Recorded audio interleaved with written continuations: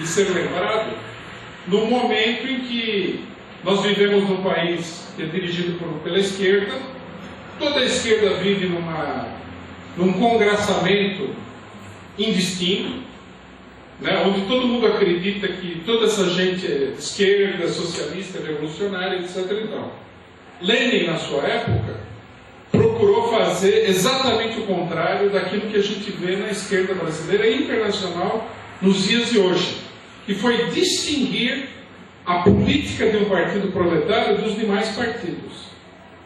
Foi mostrar para a classe operária, claramente, sem confusão, sem ambiguidade, de uma maneira nítida, de uma maneira cristalina, qual era a política da classe operária e quais são as outras políticas que devem ser rejeitadas. A luta pela construção do partido que fez a Revolução de 1917 é uma luta de anos contra todas as tentativas de envolver a classe operária russa numa política que não fosse uma política de classe revolucionária, de luta, baseada numa teoria revolucionária que é o marxismo. Esse sempre foi um aspecto central da teoria de Lenin sobre o partido. Como vocês podem ver, não é nenhuma teoria peculiar. É uma teoria revolucionária do partido. O partido precisa se destacar, a classe operária precisa se erguer, se organizar como uma classe com fisionomia própria, como uma verdadeira classe social. Pois só se organizando como uma verdadeira classe social, ela pode almejar não apenas tomar o poder, como dirigir o Estado, como reconstruir a sociedade sobre novas bases, reorganizar a sociedade sobre novas bases. Se ela não tem essa fisionomia, se não há uma clara distinção entre a classe operária e todas as outras classes, em particular a pequena burguesia democrática e esquerdista, não é possível fazer a revolução proletária. Né? Nunca é demais lembrar esse aspecto no Brasil, onde a tendência é uma tendência à diluição de todos os programas, né? a tirar, né, a nitidez do contorno dos partidos, em confundir tudo, em juntar tudo numa única coisa e tudo mais.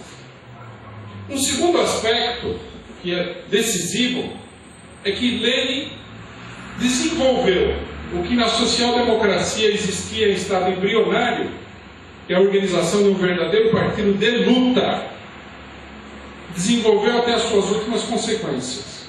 Lenin, desde o começo, propõe que os militantes do Partido Revolucionário sejam militantes profissionais, totalmente dedicados à causa revolucionária, condena, né, o diletantismo que havia nos partidos social-democratas, condena a ideia, que é comum a toda a esquerda pequena burguesa, de que o militante, o dirigente revolucionário, é uma pessoa que faz discursos, enquanto que o trabalho partidário é feito por funcionários do partido. Né? Ele exige, e ele luta e ele defende um partido de militantes que organizem a classe operária, que não sejam fazedores de discurso, parlamentares, burgueses. Né? Ele exige que esses militantes sejam profissionais na arte revolucionária, na arte de publicar um jornal, de organizar uma greve, de distribuir um panfleto, que tudo isso seja feito de maneira séria, de maneira profissional, e que a classe operária seja agrupada em torno dessa luta política permanente. O partido que Lenin defendeu não é um partido eleitoral, não é um partido de burocratas que dirigem organizações sindicais, estudantis e outras.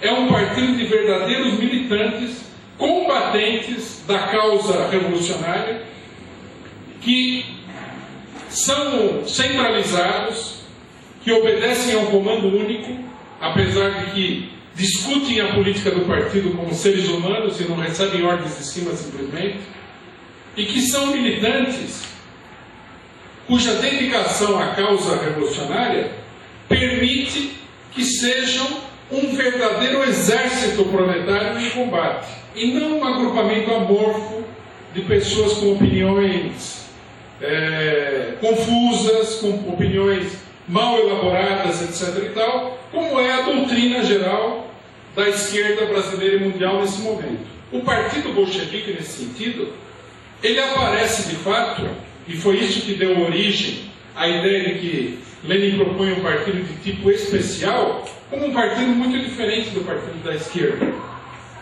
Ele aparece como um destacamento de combate solidamente edificado, coeso do ponto de vista ideológico, conhecedor da doutrina marxista, experiente no trabalho junto ao movimento operário, etc. e tal.